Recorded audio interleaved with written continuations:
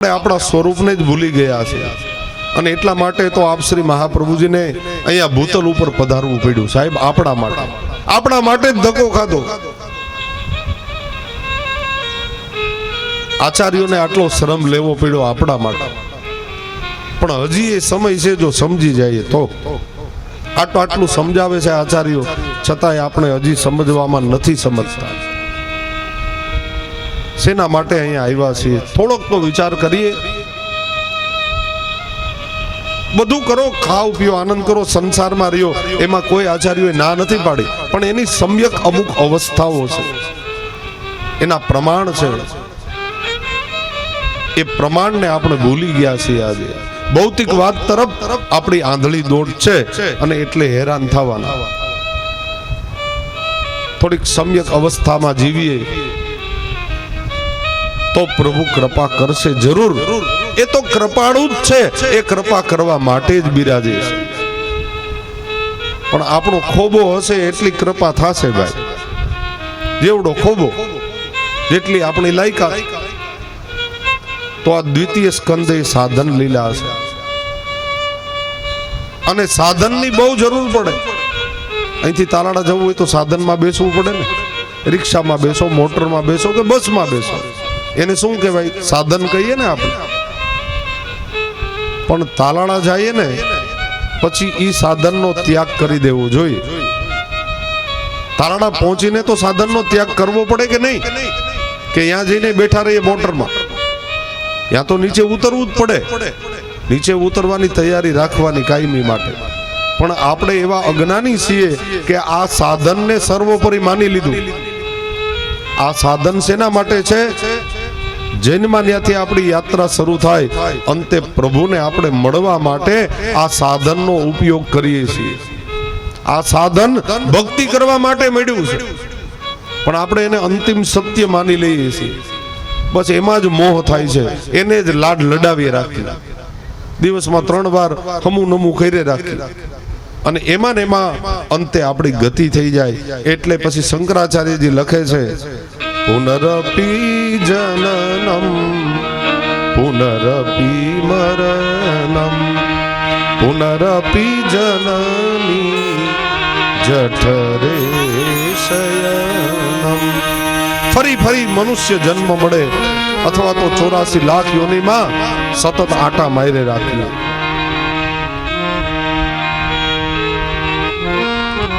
અને પછી આપણે ગાઈએ, સાસરીએ ન સોહાય મને પિયરીએ ના પોસાય, કોઈને કાંઈ નો કહેવાય એવું રૂપ રસિયા. સાસરીએ ન સોહાય ને પિયરીએ ન પોસાય એટલે એમાં ખૂબ ગંભીર અર્થો છે. ખાલી આનંદ કરવા માટે કીર્તન નથી, એમાંથી ઘણા તત્વ મેળવવાના છે. સાસરીએ ન સોહાય એટલે આ આપણું સાસરિયું છે અહીંયા અને પિયરિયું ઉપર છે.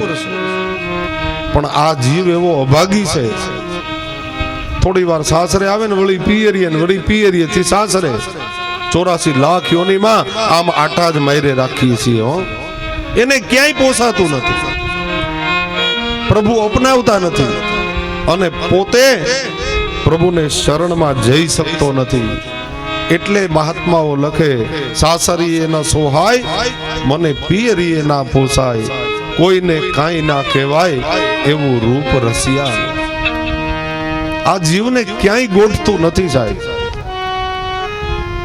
એટલે ભગવત ચર્ચા કરતા શ્રી વ્યાસજી મહાત્મા સાધન લીલાની કથા કહે છે.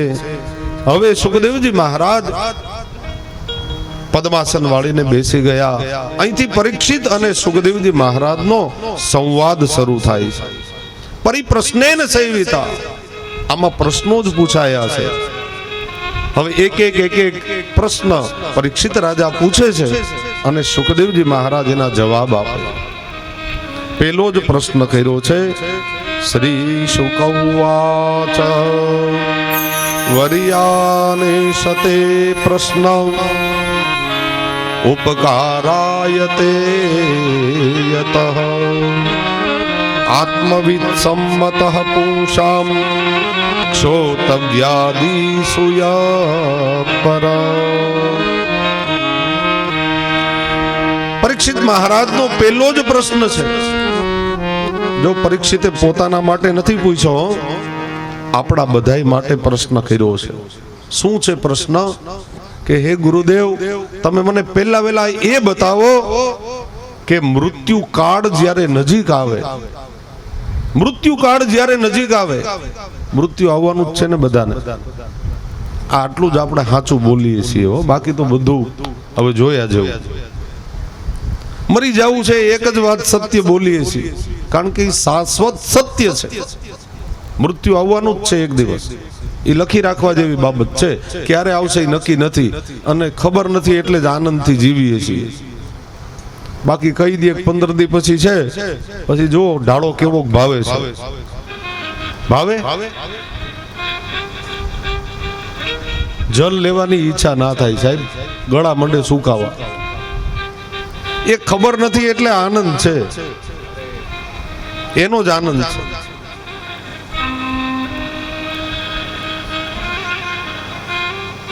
અહીંયા પરીક્ષિત મહારાજનો પહેલો જ પ્રશ્ન છે કે હે ગુરુદેવ, આપ મને એ બતાવો કે મૃત્યુ સમય જ્યારે નજીક આવે ત્યારે માણસે કરવા જેવું કર્તવ્ય કયું, શું કર્મ કરવું કે જન્મ મરણના ચક્કરમાંથી મુક્ત થઈ જાય.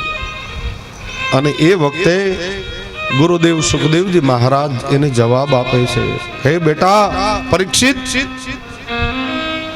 એ વાત જે તે પ્રશ્ન કર્યો ને, વર્યાને સતે પ્રશ્ન ઉપકારાયતે યતઃ. વર્યાન એટલે મોટો, તે એવડો મોટો પ્રશ્ન પૂછ્યો છે મને કે જે સૌથી મોટો છે. આ પ્રશ્ન ઉપકારાયતે યતઃ, તે જગત ઉપર ઉપકાર કરવા માટે આ પ્રશ્ન મને પૂછ્યો છે. આખા જગતનો આ જ પ્રશ્ન છે કે મૃત્યુ કાળ નજીક આવે ત્યારે માણસે શું કરવું. દરેકનો આ પ્રશ્ન છે કે નથી? બધાય આ જ વિચારે છે, ઈ આવશે ત્યારે શું કરશું. અત્યારે તો જલસા કરી લઈએ, મૃત્યુ સમીપ આવશે ત્યારે શું કરશું, ત્યારે કેવી સ્થિતિ થશે. કઠણ ચોટ છે કાળની રે, મરણ મોંઘેરું જાણ. કંઈક રાણા ને કંઈક રાજીયા, છોડી છોડીને હાયલા સંસાર, આ હેતે હરિનો રસ પીજી. કઠણ ચોટ છે કાળની, એ સમય બહુ અઘરો છે સાહેબ. મહાત્માઓ તો એમ લખે છે કે 100 વીછી એક સાથે દંશ આપે ને એવી પીડા થાય મરણ સમય. પણ કોને થાય પીડા ખબર છે? જેને હરીને ભૈજા નથી ને એને. પ્રભુની જેને સેવા નથી કરીને સાહેબ, ભક્તિના માર્ગ ઉપર જેને ડગલા નથી ભર્યા ને, એને પીડા થવાની ને થવાની. કારણ કે પ્રભુને ક્યારેય સેવા નથી, ભક્તિ જીવનમાં ક્યારે કરી નથી, સદગુરુને ક્યારેય નહીમા નથી, એને આ પીડા જરૂર ને જરૂર થવાની જ છે. શાસ્ત્રો કહે છે, ઘરની વાત નથી કરતો. એટલે સુખદેવજી મહારાજ કહે છે, રાજા તમે ઉત્તમ પ્રશ્ન કર્યો છે. વર્યાને સતે પ્રશ્ન. વર્યાન એટલે મોટો પ્રશ્ન છે. અને ઉપકારાયતે યતઃ, જગત ઉપર ઉપકાર કરવા માટે તમે આ પ્રશ્ન કર્યો છે. પણ આ પ્રશ્નનો જવાબ આપવા માટે મારે તમને બીજી ઘણી જ્ઞાન આપવું પડશે, ત્યારે આ વાત તમને સમજાશે. એટલે સુખદેવજી મહારાજ પ્રથમ તો વિરાટ વિભૂતિનું વર્ણન કરે છે. પેલા તો પરીક્ષિત તું સમજી લે, આ જગત શું છે. આ જગત એ જ વિરાટ વિભૂતિ છે. જેટલા સમુદ્રો છે એ પ્રભુના ઉદર એટલે પેટ છે. જેટલા પર્વતો એ પ્રભુની છાતી વક્ષસ્થલ છે. જેટલા વૃક્ષો અને ઘાસ છે એ પ્રભુના એ નખ રૂવાટા છે. સૂર્ય અને ચંદ્ર એ પ્રભુના નેત્ર છે. આ વિરાટ વિભૂતિ એને તું સમજી લે ને, એટલે તને પેલા પેલા ભગવાન સમજાઈ જશે. અત્ર તત્ર સર્વત્ર એ પ્રભુ જ વિદ્યમાન છે. અને આવો સર્વેશ્વર ભાવ જ્યાં સુધી વૈષ્ણવમાં ન આવે ત્યાં સુધી એ વૈષ્ણવ જ ખોટો છે. આપ શ્રી ગુસાઈજી પ્રભુ ચરણ આજ્ઞા કરે છે, અમારા ઘરની વાત નથી કરતો. સર્વેશ્વર ભાવ જ્યાં સુધી આપણામાં સ્થિર ન થાય ત્યાં સુધી આપણી વૈષ્ણવતા અધૂરી છે. સાહેબ, સર્વેશ્વર ભાવ કોને કહેવાય? સાવ ટૂંકમાં સમજાવી દઉં. અહીંની વાત નથી કરતો. અમારે અહીંયા જુનાગઢમાં મકર સંક્રાંતિ આવે ને તે દિવસે ગાયોને નિરણ કરે, ઘૂઘરી કરે. અહીંયા કરો છો કે નહીં તમે? ઘૂઘરી બનાવે, ગાયોને આપે, ગાયોના પૂજા કરે, તે દિવસે નિરણ નાખે. અમારે અમથાત કોઈ દી ન નાખતો હોય પણ તે દી બધાને બહુ ભાવ આવે મકર સંક્રાંતિ. અને ગાયોને એટલું ખવડાવે આફરા ચડાવી. એક જ દીમાં તમારે પુણ્ય કમાઈ લેવું છે મકર સંક્રાંતિ દિવસે, પછી કાંઈ નહીં. સારું કરે છે, એમાં આપણને કઈ તકલીફ નથી, પણ ગાયોનું ધ્યાન રાખવું અને કેટલું દેવાય એનું ધ્યાન રાખવું. આફરા ચડાવીને બીમાર કરી દે ગાયો. અને પાછા શું કરે? જો આ સર્વેશ્વર ભાવની વાત કરું છું. ગાયોને નિરણ કરે ત્યાં પાછા લાકડી લઈને ઉભા રહી.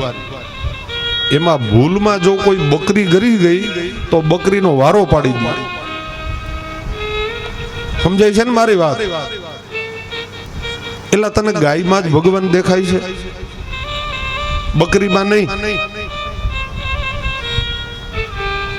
બકરીમાં ભગવાન નથી દેખાતા.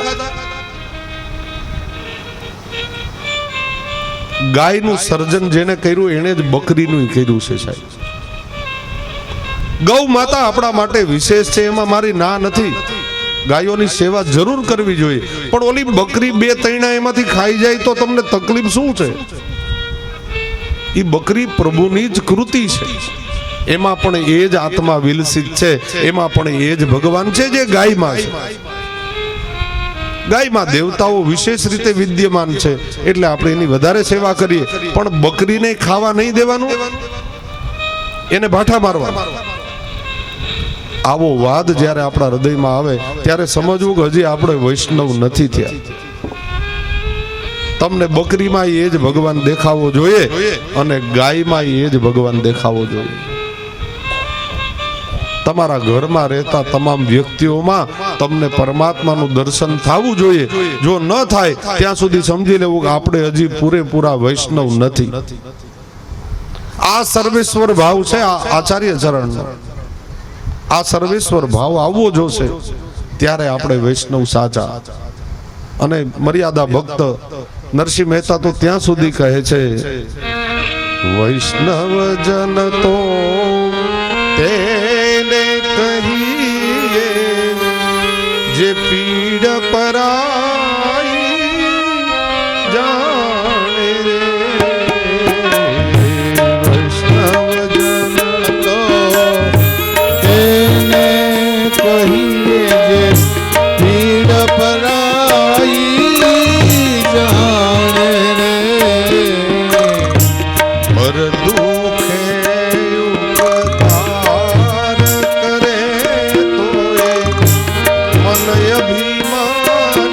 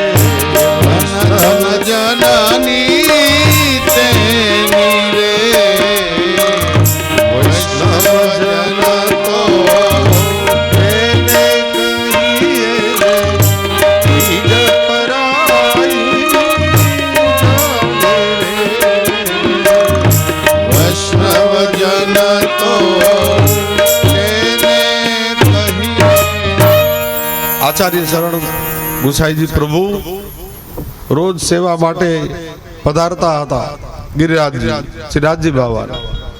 એક વખતે રસ્તાની અંદર કોઈ એક વિધર્મી સ્ત્રી, વૃદ્ધ સ્ત્રી જલ જલ પાણી પાણી કરતી એ પોતાનો પ્રાણ કંઠે આવી ગયો હતો.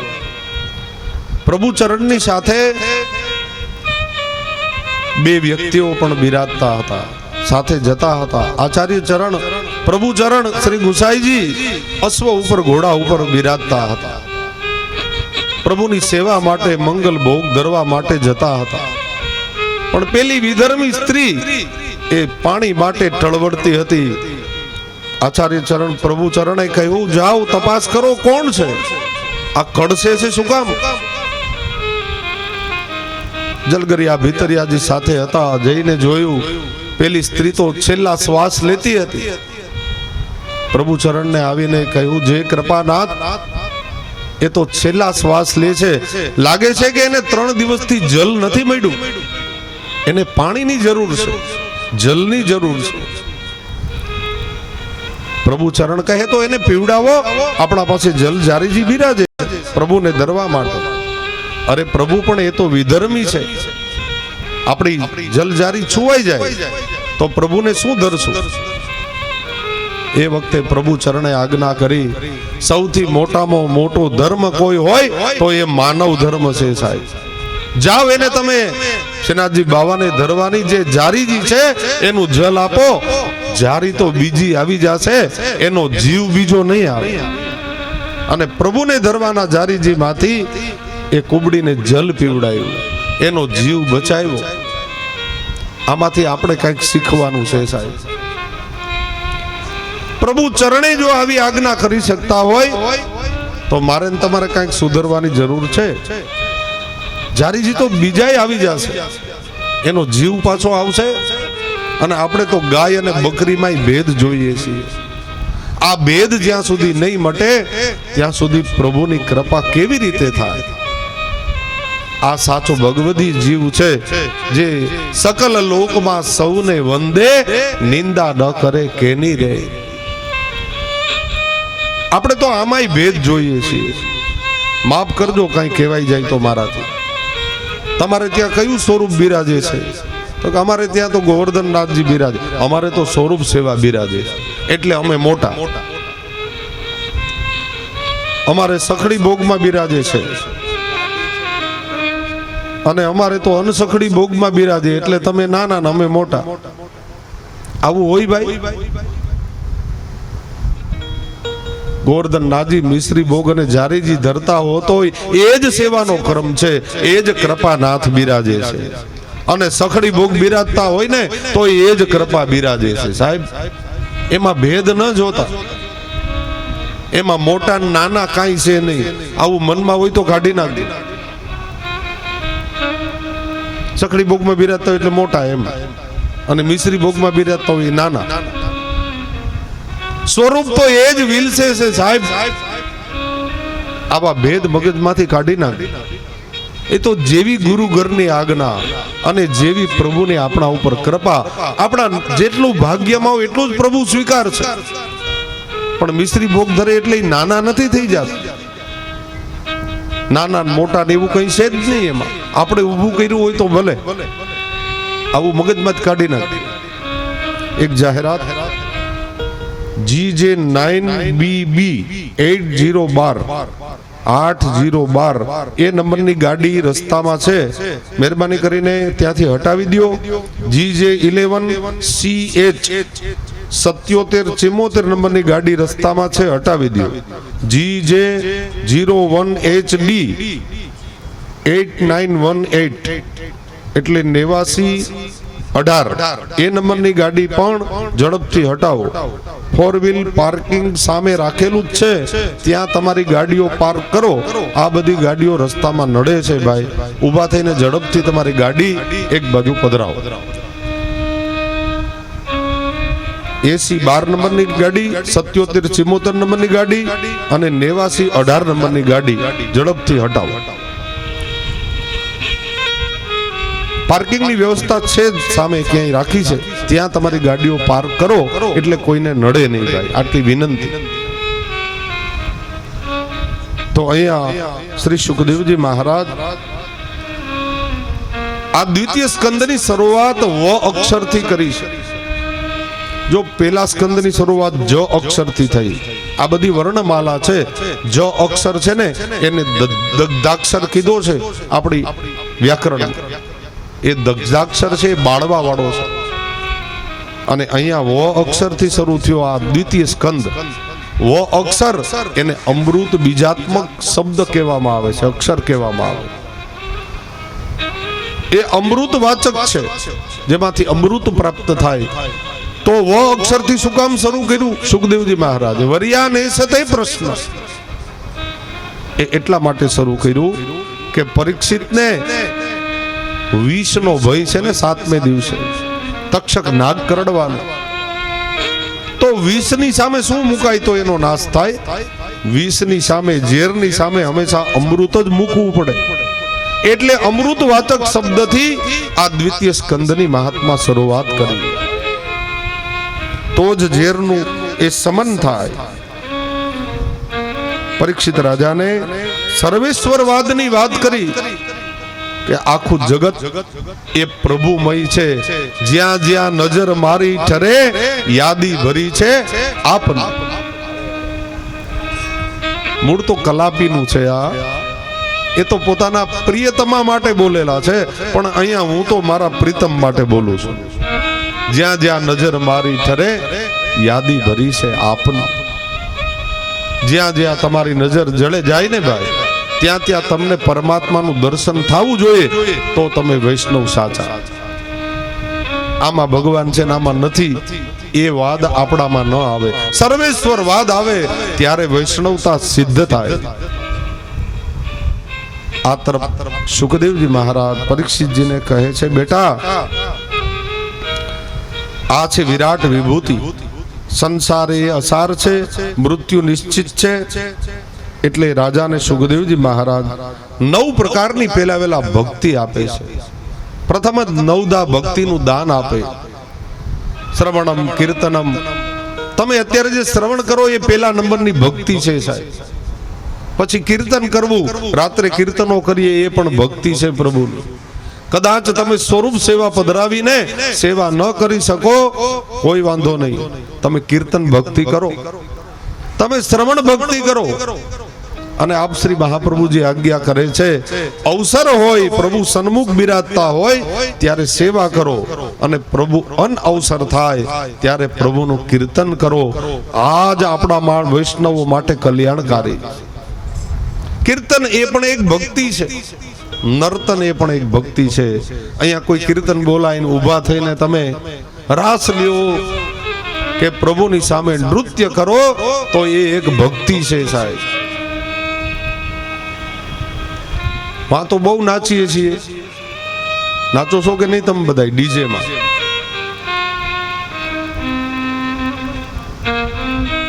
ડીજે માં તો બહુ નાચીએ છીએ. આપણા જેવા જ ઊભા હોય એની સામે નાચીએ છીએ.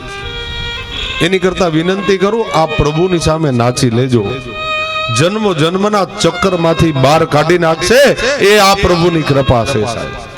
નાચવું હોય તો અહીં નાચી લેજો, પ્રભુને પ્રસન્ન કરવા માટે, હો, બીજા કોઈને નહીં. અને કોણ નથી નાચ્યું એ તો કયો? મીરાઈ નાચી, નરસિંહ મહેતાઈ નાચ્યા સાહેબ. ભલે ને મર્યાદા ભક્તો હતા, આપણા કેટલા ભગવદીઓ નાચ્યા જ છે ભગવાનની સામે. એટલે નાચવું હોય તો ઓલા ડીજે ની સામે નહીં, નાચવું હોય તો અહીં પ્રભુની સામે નાચી લેજો. 7 દિવસ આપ્યા છે પ્રભુએ આપણને.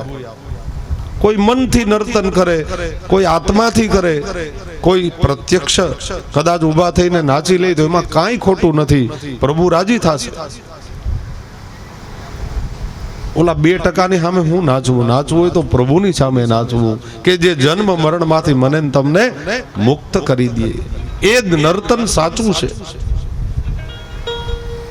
શ્રી સુખદેવજી મહારાજ 9 પ્રકારની ભક્તિનું દાન આપે. શ્રવણમ, કીર્તનમ, દાસ્યમ, અને છેલ્લે કહ્યું આત્મનિવેદનમ. આ 9 ભક્તિ છે. અને નવે નવ ભક્તિ જેનામાં હોય ને તો એ તો પરમાત્મા જેવો જ બની જાય.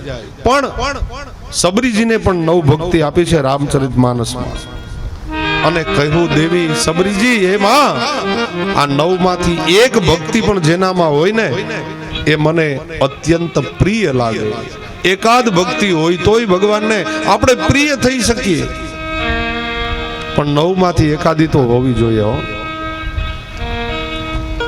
પ્રથમ ભગતિ સંતન કર સંગા, પ્રથમ ભગતિ કર સંગા, પ્રથમ ભગતિ સંતન કર સંગા, પ્રથમ ભગતિ સંતન કર સંગા. શરીરતી મમ કથા પ્રસંગા, શરીરતી મમ કથા પ્રસંગા, પ્રથમ ભગતિ સંતન કર સંગા, પ્રથમ ભગતિ સંતન કર સંગા. આ કથા શ્રવણ કરવી એ પેલા નંબરની ભક્તિ છે સાહેબ. તમે જે અત્યારે કરો છો ને એ શ્રવણ ભક્તિ છે. એ જો જીવનમાં આવી જાય તોય ઉદ્ધાર થઈ જાય, સેવા ન પહોંચાય તોય વાંધો નથી. શ્રવણ કરો ને સાચી રીતે તોય પ્રભુની કૃપા થશે. દૂસરી રતિ મમ કથા પ્રસંગા, પ્રથમ ભગતિ સંતન કર સંગા. કોઈ મહાપુરુષની સેવા કરીએ, કોઈ આચાર્યોની સેવા કરીએ, એની ટહેલ કરીએ જેટલી થાય એટલી. ગુરુ ઘેરે જવું જોઈએ ટહેલ કરવા, આપણાથી શક્ય હોય તો, નહીતર ગુરુદેવ પધારે ત્યારે એની ટહેલ કરીએ આપણી શક્તિ મુજબ, આપણા સમય અનુસાર જેટલી થાય તો એ એક ભક્તિ છે સાહેબ. અને પછી પાંચમી ભક્તિ, છઠ્ઠી ભક્તિ, સાતમી ભક્તિ અને આઠમી ભક્તિ તો સાવ સરળ કીધી ભાઈ.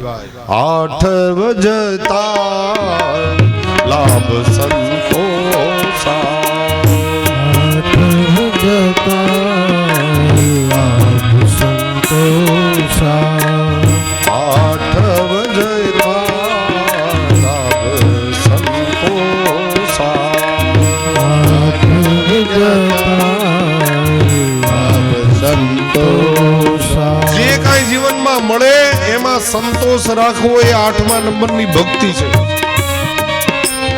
પ્રભુએ જે તમારા ભાગ્યમાં હોય તમને આપી જ દીધું હોય, પછી અસંતોષ રાખશો ને તો જીવનમાં દુઃખ આવશે, આનંદ નહીં આવે. પછી ચોમાસું પૂરું થાય પછી એમ ન કહેવાય કે એક વરસાદ હજી થયો હોત ને તો બે ખાંડી થઈ જાય, એવું ન બોલાય. એ જેટલું ભાગ્યમાં હતું એટલું આવી ગયું.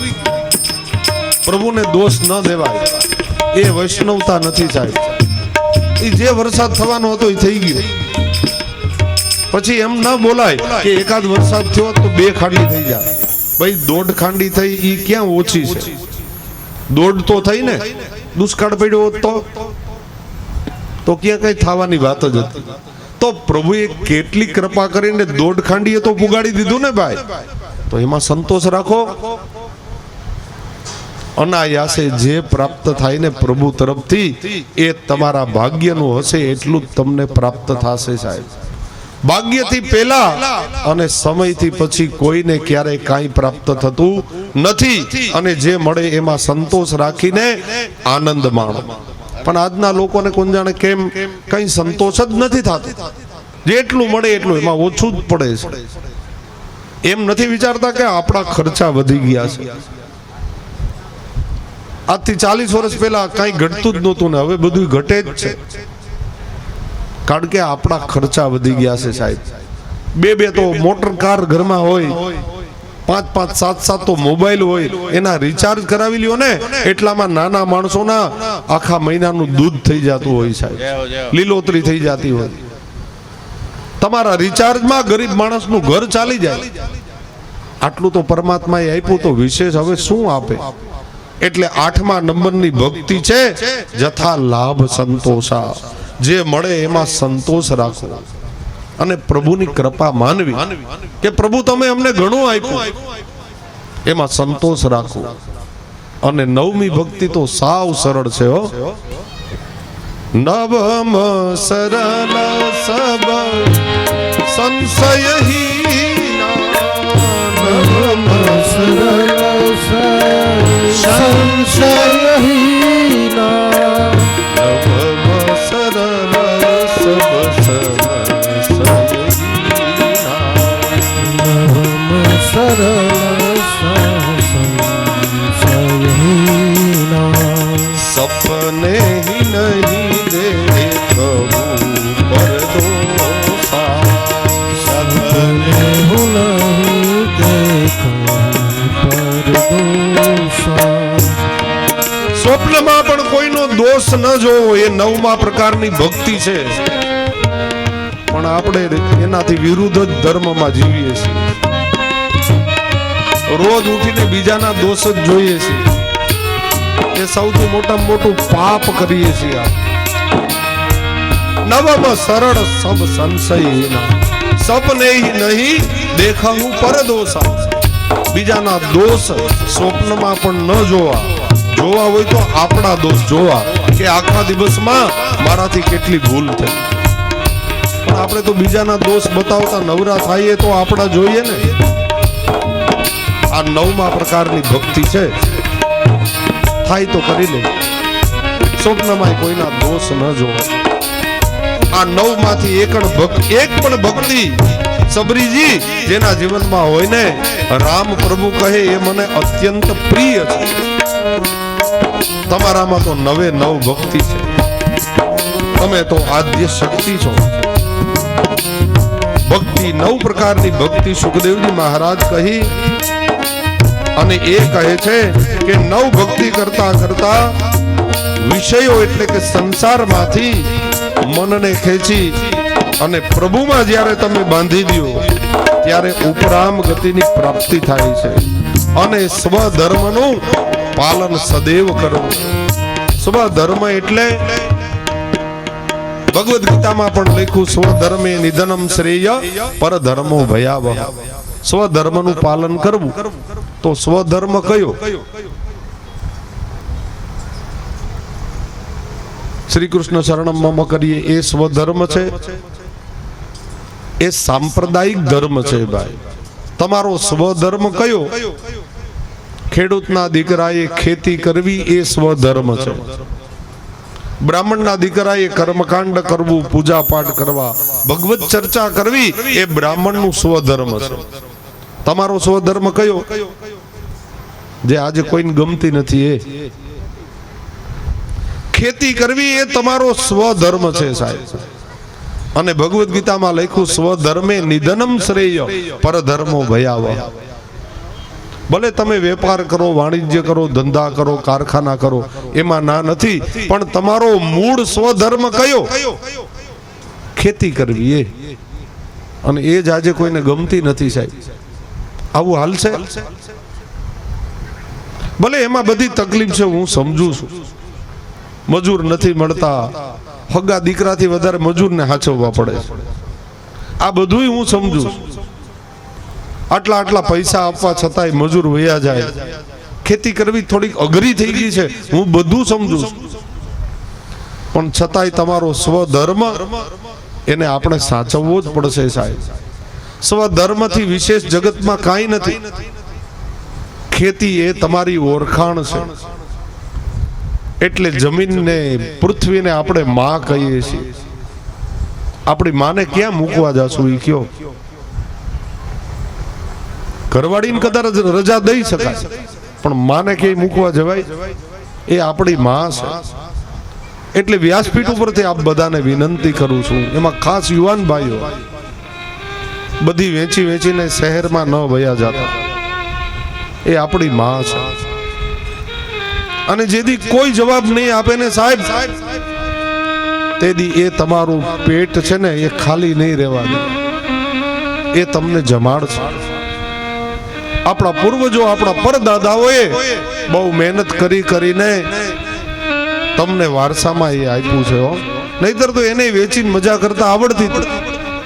પણ એ દૂરંદેશી હતા, દીર્ઘદ્રષ્ટા હતા. પેટે પાટા બાંધીને તમારા માટે એ સાચવીને રાખી છે. એના હાલ બે હાલ ન થાય ને એ તમારા બધાની જવાબદારી છે, ખાસ કરીને યુવાનોનો.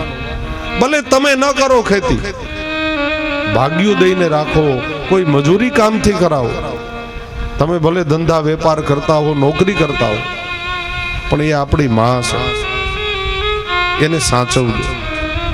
એના વગર આપણો ઉદ્ધાર નથી સાહેબ. એ આપણી ઓળખાણ છે. અમે બીજું ગમે એ કામ કરીએ, અમે હારા લાગીએ, અમારો સ્વધર્મ આ છે, એ અમારે નિભાવવો પડે. એમ તમારો ધર્મ એ કૃષિ છે. એમાં બહુ તકલીફ છે, હું બધું સમજુ છું. ખાલી યુવાન ભાઈઓ નહીં, બહેનો નહીં કહું છું. આવા થોડું તમે ધ્યાન દેજો. ખેતી જોઈએ છીએ, કરવી નથી. લે અત્યારે આવું થઈ ગયું છે ને. ખેતી જોઈએ છીએ બધાયને. સગાઈ થાય પેલા પૂછે કેટલી ખેતી, એ કે અમે તો ઉભળ છીએ, ખેતી નથી. એ કે તો જય શ્રી કૃષ્ણ, તો સગાઈ નહીં થાય. પણ તો ખેતીને કરવી છે હું, એ તો કયો. તમારે ખેતી કરવી તો નથી, પાછી શરત મૂકે અમારી દીકરી ખેતરે નહીં જાય. તો ખેતીને શું કરવી, માથે બાંધવી છે? આવું બધું મૂકી દેજો થોડું. ખેતી ન હોય એટલે એના દીકરા વરે જ નહીં ભાઈ, એના સંબંધ જ ન થાય. એનું ઘર, એનું ખાનદાન, એના ગુણ પણ જોજો, ખાલી ખેતી નહીં. ખેતી અવશ્ય હોવી જોઈએ, મારી ના નથી. આપણે ખેડૂતના દીકરા છે, કમસે કમ 5-10 વીઘા હોવી જોઈએ અને રાખજો. પણ જેની પાસે નથી તો એના દીકરાને કુંવારા રહેવાનું જિંદગી આખી.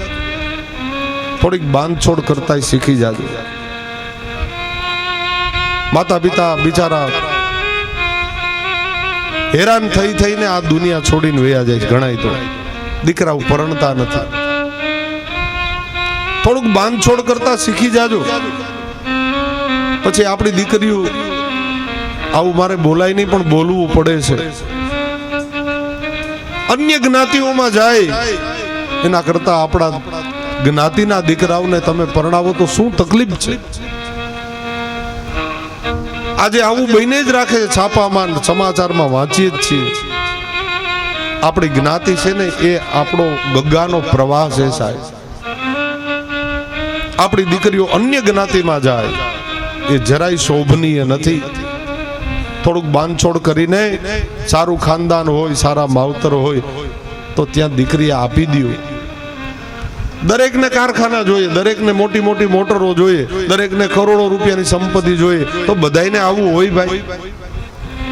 આવું ક્યાંથી હોય? બધા પેલા આપણું ઘરે જોવાય. આપણે 3 વીઘા જ છે, 20 વીઘામાંથી 7 ભાઈઓના ભાગ પડ્યા હોય. શું હોય? આપણે 3 જ વીઘા હોય ને આપણે જોઈએ છીએ 50 વીઘા વાળા. આપણી એ સ્થિતિ જોતા જાઓ. આપણે અબજોપતિ કરોડપતિ નથી સાહેબ. થોડુંક બાંધછોડ કરો તો આપણો વ્યવહાર બરાબર ચાલશે. જોકે ગીરમાં તો બહુ વાંધો નથી, અહીંયા સારું છે. અમારી બાજુ વધારે તકલીફ છે, અણસમજને કારણે. થોડીક સમજદારી રાખવી તો સ્વધર્મનું પાલન કરવું, એવું અહીંયા સુખદેવજી મહારાજ બતાવે છે. પોતાનો જે ધર્મ છે એને સાચવવું. ત્યાર પછી પરીક્ષિત મહારાજ પ્રશ્ન કરે છે, ગુરુદેવ તમે મને એ કહો કે ધર્મથી આ જગત ચાલે, આખા જગતને ધર્મનો ટેકો, પણ ધર્મને કોનો ટેકો એ તો સમજાવો. ધર્મ કોના આધારે રહે છે? ધર્મ કોના આધારે? ધર્મને કોકના ટેકાની તો જરૂર પડે કે નહીં? પરીક્ષિત રાજાને ગુરુદેવ સમજાવે છે, બેટા ધર્મને 3 વસ્તુના આધાર છે. ધર્મ 3 વસ્તુના આધારે રહે છે. એમાં પેલું સ્થાનના આધારે ધર્મ ટકે. બીજું સમયના આધારે ધર્મ ટકે, અને ત્રીજું પાત્રના આધારે ધર્મ ટકે. આ ત્રણ વસ્તુનો આધાર છે ધર્મ. ધર્મને ત્રણ બાબતના ટેકાની જરૂર પડે. ત્રણ વસ્તુ ઉપર ટકેલો છે ધર્મ: સ્થાન, પાત્ર અને સમય. ધર્મ છે એ પરિવર્તનશીલ છે. ધર્મ પરિવર્તનશીલ છે. ધર્મ એકનો એક કાયમી નથી ચાલતો. એટલે મૂળ ધર્મ ન બદલાય, પણ ધર્મની પરિભાષા એ રોજ બદલાય. ધર્મ રોજ નવો છે. ધર્મ રોજ પરિવર્તનશીલ થાય છે. જેમ સમય આગળ વધે ને એમ ધર્મ પણ પરિવર્તનશીલ થાય. એક તો ધર્મ એ સ્થાન ઉપર આધારિત છે. જો અહીંયા માધુપુરનો ધર્મ છે ને એ નોખા હોય, અહીંથી બગડું જાવ ને તો પાછા ધર્મમાં થોડાક ફેરફાર આવે, રિવાજો. એ ધર્મના પરિભાષાઓ છે, એમાં ફેરફાર થશે. 12 ગાવ હાલો એટલે બોલી બદલે, ધર્મ બદલે, ધર્મની પરિભાષા બદલે. અને ધર્મ હંમેશા પરિવર્તનશીલ જ હોય. ધર્મ એકનો એક કાયમી ન ચાલે. આજથી 45 વર્ષ પહેલા, 40 વર્ષ પહેલા આપણા ગામડામાં લગ્નો થતા, ત્યારે આમાં લગભગ માળીઓ બેઠા છે ને લાજ કાઢીને જ પરિણા હશે. લાજ કાઢીને પરિણાતા કે નહીં? હાથો પાડો હરખાએ કે તમને તકલીફ છે કાંઈ? અત્યારે ખુલ્લા બોર્ડે થાય છે. 40-45 વર્ષ પહેલા લાજ કાઢીને આપણે રિવાજ હતો ગામડાઓમાં લગ્ન કરવા. અને એ વખતે જો કોઈ આવે, આ માળીઓને બધાને ખબર હોય વડીલોને, એમાં જો કોઈ શહેરમાંથી માગવો આવે અને આવીને એમ કે અમારે તો વિડિયા ઉતારવા છે ને ફોટા પાડવા છે ને તમારી દીકરી ખુલ્લા મોઢે જો માંડવામાં આવે તો અમે સગાઈ કરીએ, તો આપણા વડીલો બધા શું કહેતા? ઈ કે તો જવા દો, તો હગાઈ નથી કરવી. અમારી દીકરી ખુલ્લા મોઢે માંડવામાં નહીં આવે, આમાં તો બાંધણા થતા, ઝઘડા થતા. અમારી દીકરી ખુલ્લા મોઢે માંડવામાં નહીં આવે, લાજ કાઢીને લગ્ન કરવા હોય તો જ સંબંધ કરવો, અમારી આબરૂ હું ગામમાં, એમ કહેતા આપણા વડીલો. તમે બધા જાણો જ છો આ વાત.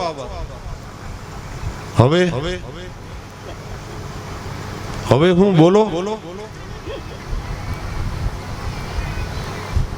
ક્યાં ગઈ લાજ? ક્યાં ગઈ? હાડીના કારખાના લગભગ બંધ મીંડ્યા છે થાવા. લાજ કાઢવાની ક્યાં વાત કરો? આપણા પહેરવેશ જ બદલી ગયા. પહેરો એમાં મને કઈ વાંધો નથી.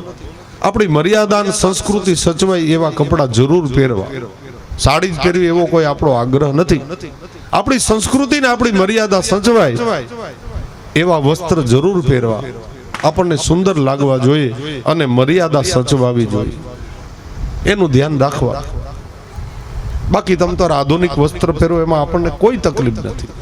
પણ આ લાજ ક્યાં વહી ગઈ? 45 વર્ષ પહેલા નેવે મૂકી દીધી. કહેવાનો મારો મતલબ એટલો જ છે, લાજ કાઢવાની કોઈ જરૂર નથી. આપણી દીકરીઓ જ છે બધી, એ વહુ નથી, દીકરી જ છે ઘરની. લાજ કાઢવાની કોઈ જરૂર નથી, લાજ રાખવાની જરૂર છે. લાજ કાઢવાની કોઈ જરૂર નથી. એ પડદા પ્રથા જ્યારે ઔરંગઝેબને આ બધા આવ્યા ને આપણા દેશ ઉપર શાસન કરવા, ત્યારે એ કુરિવાજ કાઢવામાં આવ્યો તો હવે નીકળી ગયો, આપણે રાજી છીએ એમાં. પણ કહેવાનો મતલબ મારો એટલો જ છે, 45 વર્ષ પહેલા ઈ ધર્મ હતો લાજ કાઢવી. 45 વર્ષે સમય આગળ વધ્યો તો ધર્મ પણ પરિવર્તન થયો. અને આપણે સમયની સાથે ચાલે ને એનું નામ જ માણસ કહેવાય. જૂની વસ્તુ યાદ રાખીને બેઠા રહીએ. હવે ઘણા માળીઓ ટોર્ચરિંગ કરતા હોય. અમે અમારા વખતમાં ઠેઠ પાદર પાણી ભરવા જતા, પણ તેદી નળ નહોતા મારી માં, એટલે તમે ભરવા જતા. એટલે હવે વહુ નહીં મોકલવી કે જા તું પાદર. હવે ઘરમાં ઠેઠ ગેંડી ઉપર પાણી આવે, ગોળા ઉપર. હવે શું કામ ભરવા જાય? તે દિવસે જલ નહોતું આવતું આપણા ઘરે, તો જાતા તમે, એ વ્યવસ્થા નહોતી. અમે એ કે હાઈથે છાઈશું ફેરવતા, પણ તેદી મોટર નહોતી તો ફેરવતા. હવે સાધનો થઈ ગયા, ભગવાનની કૃપા થઈ. ધર્મ છે એ પરિવર્તનશીલ છે. ધર્મ કોઈ દી એકનો એક કાયમી ન ચાલે. એની સાથે આપણે પણ તાદાત્મ્ય સાધવું પડે. વલ્લભકુંડના બાળકોએ પણ કેટલું બધું એમાં પરિવર્તન લઈ આવ્યા. આધુનિક સમાજની સાથે આપણા ધર્મને પણ આગળ ચાલવું પડે સાહેબ.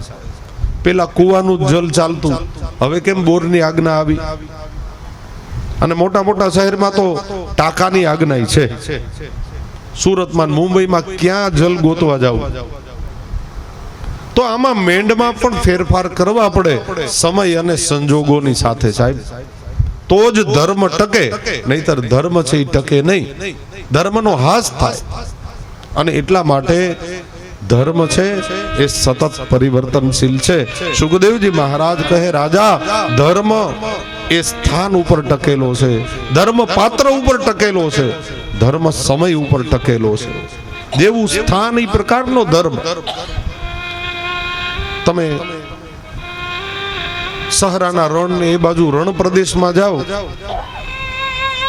તો ત્યાં મોટર કાર નથી ચાલતી. ત્યાં મોટર ન ચાલે. તમારે સેના ઉપર બેસવું પડે? ઊંટ ઉપર જ બેસવું પડે. ઊંટ ઉપર ત્યાં બેસવું એ ધર્મ છે ત્યાંનો. પણ અહીંયા કેવાય માધુપુરમાં હાલો ઊંટ ઉપર બેસીને ખરીદી કરવા જાવી તાલાડા જવાય? અહીંયા ઉષ્ટ્રયાન ઊંટ ઉપર બેસવું એ પાપ ગણ્યું છે. હેમાદ્રી સાંભળી લે. પણ ત્યાંનો એ ધર્મ છે, કારણ કે ત્યાં વાહન નથી ચાલતા. એ રેતાળ પ્રદેશ. કોઈ ઠંડા પ્રદેશમાં મિલિટરીના લોકો રહેતા હોય તો એને આલ્કોહોલ દેવો પડે, નહીતર લોહી ગંઠાઈ જાય. એવું મેં સાંભળ્યું છે.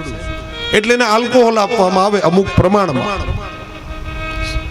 સિયાચીન સરહદ ઉપર હોય જ્યાં 20 ડિગ્રી તાપમાન નીચું હોય. પણ અહીંયા આપણે બોટલું ખોલીને બેસાય? અહીંયાનો એ ધર્મ નથી. ત્યાં પ્રાણ બચાવે છે એટલે એ ધર્મ છે. ત્યાં પાત્ર અને સમય ઉપર ધર્મ ટકેલો છે. હર યુગ મેં બદલતે ધર્મો કો कैसे आदर्श बनाओगे. हर युग में बदलते धर्मों को कैसे आदर्श बनाओगे. संसार से भागे फिरते हो, भगवान को तुम क्या पाओगे. अपमान रचयिता का होगा, रचना को अगर ठुकराओगे, रचना को अगर ठुकराओगे, भगवान से भागे फिरते हो, भगवान को तुम क्या पाओगे. ધર્મ એ પરિવર્તનશીલ છે. આગળ રાજાએ પ્રશ્ન કર્યો, ગુરુદેવ, સંગત કરવી હોય તો કોની કરાય? કોના સંગમાં રહીએ તો પ્રભુ સુધી પહોંચી જાય?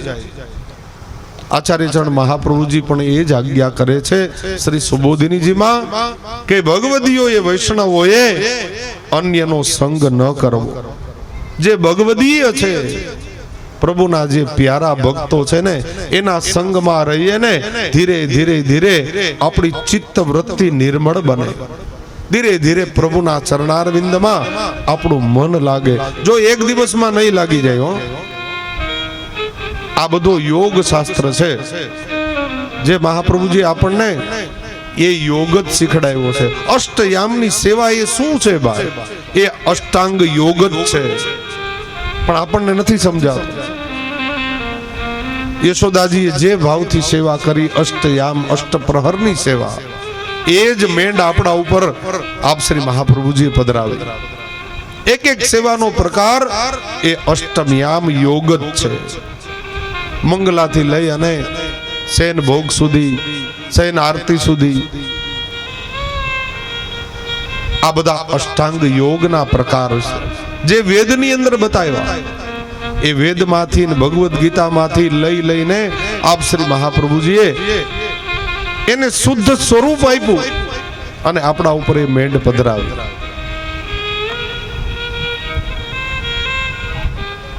તો સંગ કરવો હોય તો ભગવદીયો નો કરવો. સુખદેવજી મહારાજે સૃષ્ટિના વર્ણનની વિરાટ વિભૂતિનું વરી વખત વર્ણન કરી 4 વર્ણની ઉત્પત્તિની કથા કહી. બ્રહ્મા દ્વારા આ જગત ઉત્પન્ન થયું અને પ્રથમ તો 9 ઋષિઓ પ્રગટ થયા બ્રહ્માના મનમાંથી, જેને માનસ પુત્રો કહેવાય. મનમાંથી મન સજાયતે, અને પછી મૈથુની સૃષ્ટિનો પ્રારંભ કર્યો પોતાની કાયામાંથી. કહ અયમ, કહ એટલે બ્રહ્મ અને અયમ એટલે જે ઉત્પન્ન થયા છે તે. મનુ અને શતરૂપા પતિ પત્ની એટલે જોરડું ઉત્પન્ન થયું અને એમાંથી જે આગળ વંશ ચાલ્યો એમાંથી 4 વર્ણ થયા. બ્રાહ્મણ તો જે ઋષિઓ થયા તે 9 ઋષિઓ. પછી ક્ષત્રિય, વૈશ્ય અને શૂદ્ર એ 3 વર્ણ મૈથુની સૃષ્ટિ દ્વારા ઉત્પન્ન થયા. એટલે 4 વર્ણ થયા: બ્રાહ્મણ, ક્ષત્રિય, વૈશ્ય અને શૂદ્ર. આ 4 વર્ણાશ્રમ ધર્મ થયા. અને આગળ જતા બ્રહ્માની સૃષ્ટિનું વર્ણન કરી, વિરાટ વિભૂતિનું વર્ણન કર્યું. અને એ પછી સુખદેવજી મહારાજ કહે છે, હે રાજા, મૂળ તો 3 શક્તિ છે: ક્રિયા શક્તિ, દ્રવ્ય શક્તિ અને જ્ઞાન શક્તિ. આ 3 શક્તિના ભેદની કથા મહાત્માએ કહી, જેમાંથી બ્રહ્મા, વિષ્ણુ અને મહેશ એ 3 દેવ ઉત્પન્ન થાય 3 શક્તિમાંથી. અને જે આ જગતને ઉત્પન્ન કરે, એનું પાલન પોષણ કરે અને એનો સંહાર કરે. આ 3 દેવ ઉત્પન્ન થયા જેનાથી આ જગત વિલસે છે: ક્રિયા શક્તિ, દ્રવ્ય શક્તિ અને જ્ઞાન શક્તિ. આ મૂળ 3 શક્તિ છે અને 3 શક્તિમાંથી આ જગત સંચારિત થાય છે. એના ઉપર આ જગત ટકેલું છે. પ્રત્યેક વસ્તુ, પ્રત્યેક ક્રિયા આ 3 શક્તિને આભારી છે. એટલા માટે મર્યાદા માર્ગમાં દેવીના પૂજનો આપ્યા છે, ઘેરે ઘેરે કુળ દેવતા આપ્યા. એ 3 શક્તિનો દિવ્ય પ્રકાશ છે આપણા ઘર સુધી. પણ ઘણા મર્યાદી ભાઈઓ બહેનો જેના ઉપર પ્રભુ પુષ્ટ રીતે બિરાજતા હોય, જેના ઘરમાં, એ ઘણી વખત માતાજીની પૂજા એને કરવાની રહેતી નથી. તો આપણે જે મર્યાદા માર્ગ વાળા હોય ને એ બધા પાછા એને ટોર્ચરિંગ કરી રાખે. આ વાત ખાસ સાંભળજો. જેના ઉપર પ્રભુ બિરાજતા હોય ને એને બીજા કોઈની સેવા કરવાની જરૂર નથી. 252-84 વાંચી લે. આત્સંગ રાજાની કથા છે ને.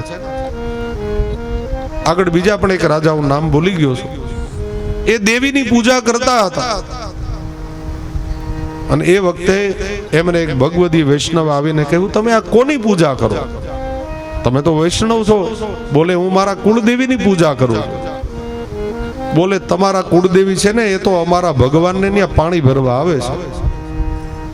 બોલે, એવું? અમારા દેવી તમારા ભગવાનની પાણી ભરે? બોલે, હા. તો મારે જોવું હોય તો હાલો મારી સાથે.